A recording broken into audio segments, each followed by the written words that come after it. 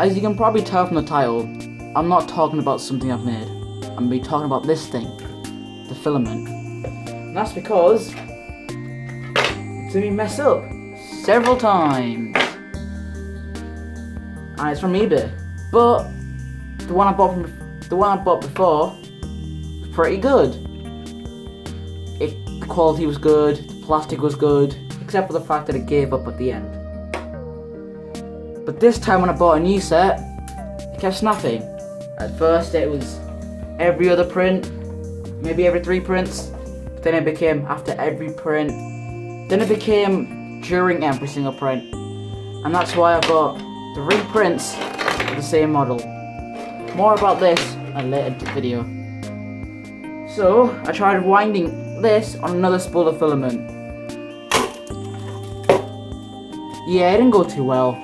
As you can probably tell, it's all cracked, like all the way through. It's all cracked and snapped in half. There might be a bit that's salvageable, but I highly doubt it. And it's just creating a massive mess. So I had it under my table, just like to be forgotten until I've made this video. So yeah, I'm just gonna be binning this probably. I might recycle it, I don't really know. But as far as I'm aware, it's gonna go to the bin. So, I made this video to talk about the fact that do a bit of research before buying your filament. Otherwise, you'll end up like me and waste like 10-15 pounds on filament that you can't actually use anymore because of the fact that it just snaps every single time you try and print with it.